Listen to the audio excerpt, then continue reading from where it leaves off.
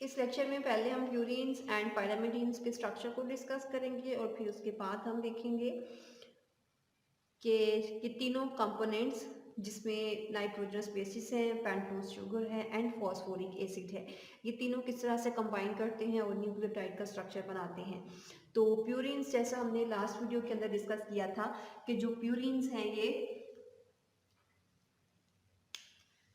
Double ring structure है और double ring structure के फर्स्ट कॉर्नर पे, थर्ड कॉर्नर पे, सेवंथ एंड नाइन्थ कॉर्नर पे नाइट्रोजन एटम्स प्रेजेंट होते हैं। वाइल जो पायरामिडियंस है, ये हमने लास्ट वीडियो में थ्योरी के अंदर देखा था कि पायरामिडियंस के फर्स्ट एंड थर्ड कॉर्नर्स पे नाइट्रोजन एटम्स प्रेजेंट होते हैं।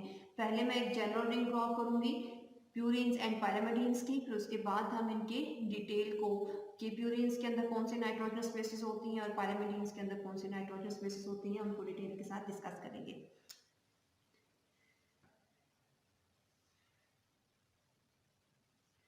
तो प्यूरिन्स बिकॉज डाइसाइक्लिक थी, तो उस डाइसाइक्लिक स्ट्रक्चर के अंदर हमने एक रिंग जो है, जो फर्स्ट साइकिल है वो 6 कॉर्नर ड्रॉ करना है एंड सेकेंड साइकिल जो हम ड्रॉ करेंगे वो 5 कॉर्नर ड्रॉ करेंगे उसके। ये डाइसाइक्लिक करैक्टर हमने शो किया है। तो नंबरिंग इसकी स्टार्ट कर लेते हैं। ये फर्स्ट पोजीशन है, फर्स्ट पोजीशन पे भी नाइट्रोजन अटैच है, ये सेकंड पोजीशन है और थर्ड पोजीशन पे भी नाइट्रोजन अटैच होगा, ये थर्ड थी। फोर्थ पोजीशन है, फिफ्थ एंड सिक्स। जो सेकंड साइकिल है या रिंग है उसकी हम नंबरिंग फर्स्ट को कंप्लीट करने के बाद स्टार्ट करेंगे। तो यहाँ पे सेवंथ पोजीशन आ जाएगी, eighth and ninth position. First and third position पे हम नाइट्रोजनस बेसिस को ड्रॉ कर चुके हैं, सेवंथ पोजीशन पे लिख लेते हैं एंड नाइन्थ पोजीशन पे भी इसको मेंशन कर लेते हैं। वाइल पायरामिडियंस के केस में हमने कहा था कि जो पायरामिडियंस हैं ये मोनोसाइक्लिक होती हैं। इट मीन्स कि उनके अंदर जस्ट वन रिंग ही प्रेजेंट होती है और वो जो वन रिंग इनमें प्रेजेंट होगी वो 6 कॉर्नर्ड होती है।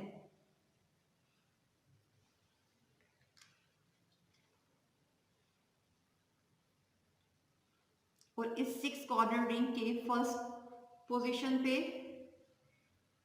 एंड थर्ड पोजीशन पे नाइट्रोजन एटम्स अटैच होंगे।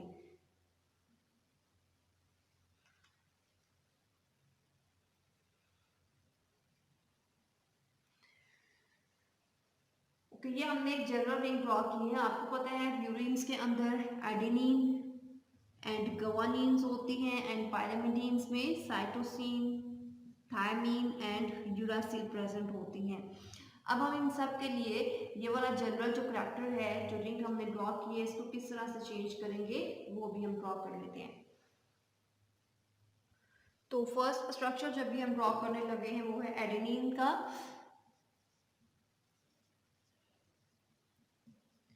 एंड एडेनिन के स्ट्रक्चर में सारा स्ट्रक्चर ऐसे ही रहेगा, जस्ट हमने 6 पोजीशन पे एक अमीनो ग्रुप अटैच करवाना है।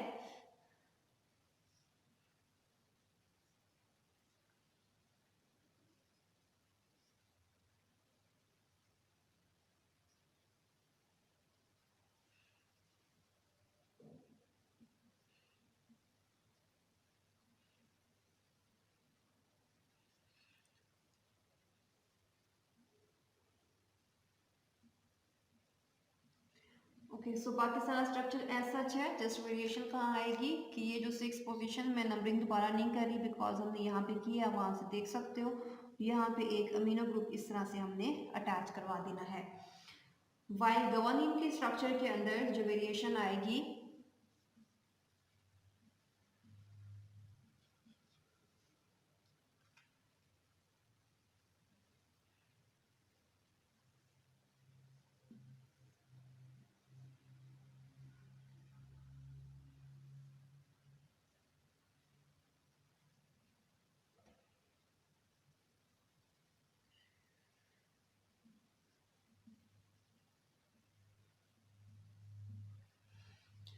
ओके, इसमें जो वेरिएशन आती है वो कार्बन नंबर 2 के साथ हमने एक अमीनो ग्रुप अटैच करवाना है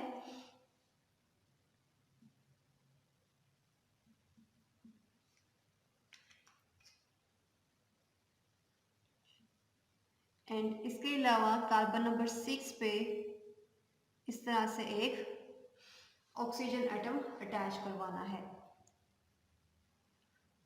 ये हमने प्यूरिन्स के दोनों स्ट्रक्चर्स ड्रॉ किए हैं बिकॉज प्यूरिन्स को हमने बोला कि ये डाइसाइक्लिक है, तो इसलिए हमने उसका ये डाइसाइक्लिक स्ट्रक्चर ड्रॉ कर दिया।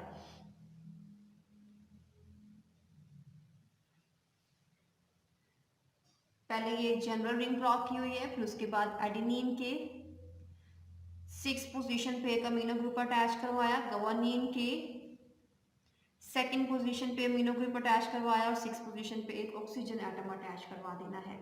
बाकी सारा स्ट्रक्चर जो है वो एज सच रहेगा। इसी तरह से अब हम पायरिमिडीन्स के स्ट्रक्चर को डिस्कस कर लेते हैं।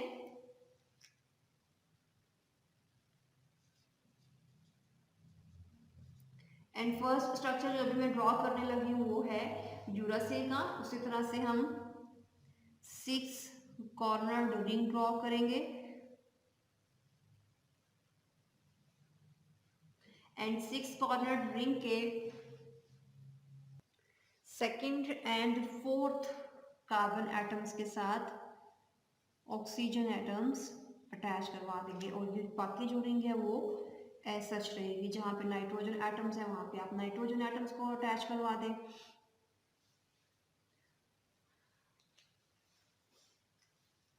इसी तरह से थायमीन का स्ट्रक्चर डिस्कस कर लेते हैं एंड साइटोसिन का। दोनों के लिए पहले 6 कॉर्नर रिंग ड्रॉ कर देते हैं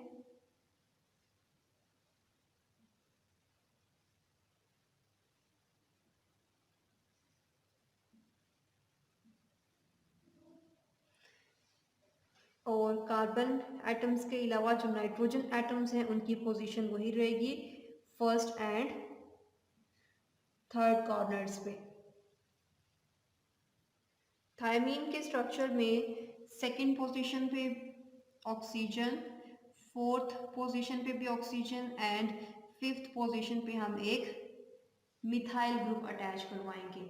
इसी तरह से साइटोसिन के स्ट्रक्चर में यहाँ पे ऑक्सीजन आएगी एंड यहाँ पे एक अमीनो ग्रुप को हमने अटैच करवा देना है।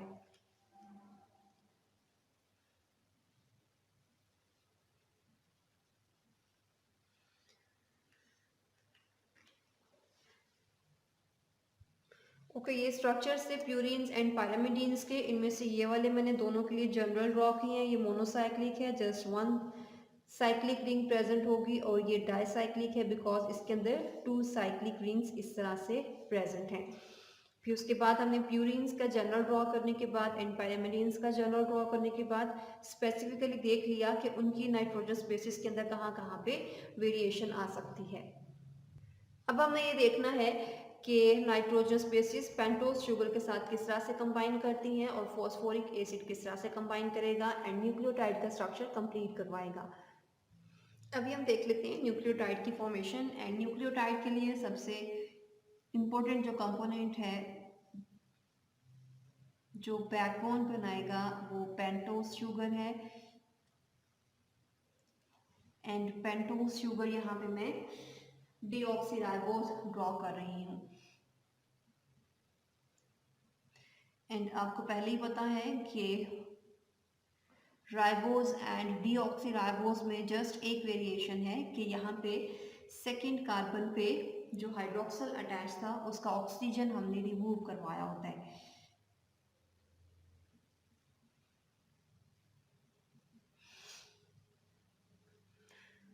और आपको ये भी पता है कि ये पेंटोज शुगर के साथ जो नाइट्रोजनस बेस है वो 1st कार्बन पे आके अटैच होती है।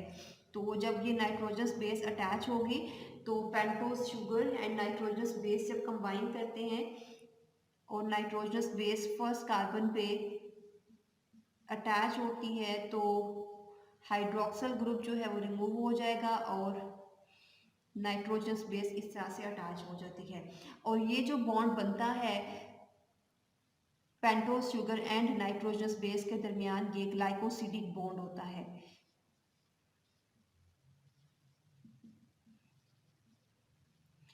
एंड अगर आप रिकॉल करें तो किसी भी दो मोनोसेक्राइड्स को कंबाइन करवाने के लिए आपने पढ़ा था कार्बोहाइड्रेट्स को कंबाइन करवाने के लिए ग्लाइकोसिडिक बॉन्ड यूज होता है। तो यहाँ पे भी सेम वही बॉन्ड है जो कि कार्बोहाइड्रेट्स के मोनोसेक्राइड्स को कंबाइन करवाने के लिए यूज किया गया था।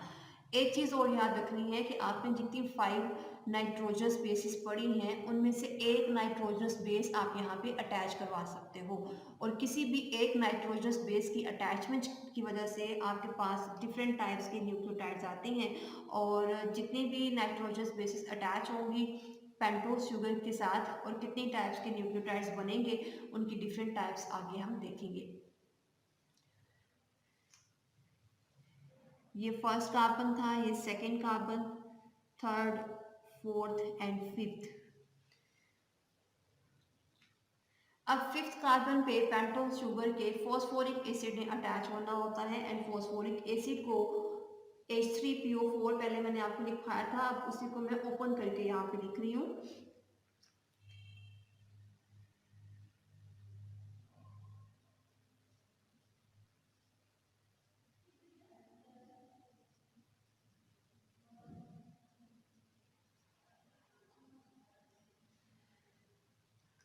ओके, अब यहाँ पे जब भी phosphoric acid and pentose sugar combine करेंगे तो कंबाइन करने के दौरान ये जो कार्बन नंबर 5 पे हाइड्रोक्सिल ग्रुप अटैच हुआ है ये भी रिमूव हो जाएगा, और यहाँ से रिमूव होने के बाद एक हाइड्रोजन जो फॉस्फोरिक एसिड का है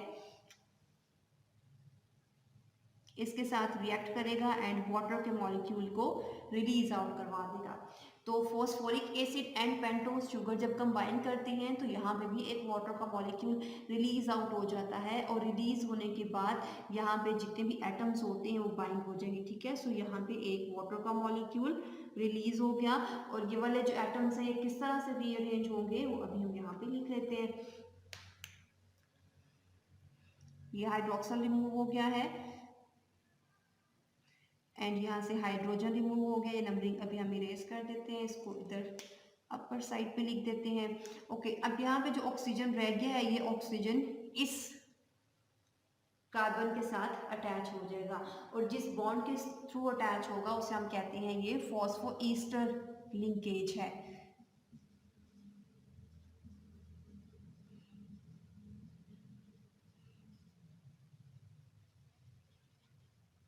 ईस्टर लिंकेज अगर आप रिकॉल करें तो जब हम लिपिड की फॉर्मेशन पढ़ रहे थे तब मैंने आपको बताया था इस तरह की एक आर चेन अटैच होती है कार्बन के साथ, ये ऑक्सीजन एंड सेकेंड ऑक्सीजन, और यहाँ पे सेकेंड आर चेन अटैच हुई होती है। अगर हम यहाँ पे रिकॉल करें और अज्यूम कर लें कि ये वाला जो फॉस्फेट है हमारा यहाँ पे कार्बन है और कार्बन के इस साइड पे ये ऑक्सीजन एटम अटैच हुआ है डबल बॉन्ड के साथ। अगर हम इसको यहाँ पे रिप्लेस कर लें, थोड़ा सा रीअरेंज करके लिखें सो डैट आपको ये अंडरस्टैंड करना इजी रहे। हाइड्रोक्सल को नीचे ले आते हैं एंड ऑक्सीजन को ऊपर ले जाते हैं। ओके, अब आप अज्यूम कर लें कि ये वाला जो फॉस्फोरस है ये कार्बन से रिप्लेस हुआ है। ठीक है, तो हम यहाँ पे हाईलाइट कर लेते हैं कि ये वाला कार्बन ऑक्सीजन एंड ये वाला ऑक्सीजन ये ईस्टर लिंकेज है। ठीक है, आपको पहले ही पता है कि ये वाला जो फंक्शनल ग्रुप होता है इसे आप कहते हैं ईस्टर फंक्शनल ग्रुप है। तो बिकॉज यहाँ पे एक्चुअल में कार्बन एटम प्रेजेंट नहीं होता, यहाँ पे फॉस्फोरस एटम प्रेजेंट होता है, तो इसलिए हम ईस्टर लिंकेज को फॉस्फोईस्टर लिंकेज कहते हैं, बिकॉज यहाँ पे कार्बन फॉस्फोरस से रिप्लेस हुआ होता है। ठीक है, और यहाँ पे इस साइड पे भी जो हाइड्रोक्सल ग्रुप है उसको हम एज आर चेन कंसिडर करेंगे, और इस साइड पे जो अटैच है हमारा ये वाला सारा न्यूक्लियोटाइड इसे भी हम आर चेन कंसिडर करेंगे। ठीक है, ये first R chain hydroxyl group यहाँ पे होगा और सेकेंड आर चेन हमारा पूरा न्यूक्लियोटाइड का स्ट्रक्चर होगा। तो जब भी नाइट्रोजनस बेसिस मोनोसेक्राइड्स के साथ कंबाइन करेंगी और हमेशा ये फर्स्ट कार्बन पे अटैच होती हैं, वो ग्लाइकोसिडिक बॉन्ड के थ्रू कंबाइन करेंगी, और जब फॉस्फोरिक एसिड पेंटोस शुगर के साथ कंबाइन करेगा तो वो फॉस्फोईस्टर लिंकेज के थ्रू कंबाइन करेगा, एंड फॉस्फोरिक एसिड हमेशा पेंटोस शुगर के फिफ्थ कार्बन पे अटैच होगा। ठीक है, ये पोजीशंस आपको याद रखनी है। नाइट्रोजनस बेस फर्स्ट कार्बन पे and phosphoric acid fifth carbon पे, ये दोनों बहुत इंपॉर्टेंट पोजीशंस हैं। अब नेक्स्ट वीडियो में हम देखेंगे कि डिफरेंट नाइट्रोजनस बेसिस की अटैचमेंट की वजह से न्यूक्लियोटाइड्स के नेमिंग्स पे क्या इफेक्ट आता है। ठीक है, न्यूक्लियोसाइड्स क्या होते हैं, न्यूक्लियोटाइड्स क्या होते हैं, इनका डिफरेंस भी हम नेक्स्ट वीडियो के अंदर इंशाल्लाह देखेंगे। यहाँ तक आपको कोई भी क्वेश्चन है तो आप इस वीडियो के नीचे कमेंट करके पूछ सकते हो।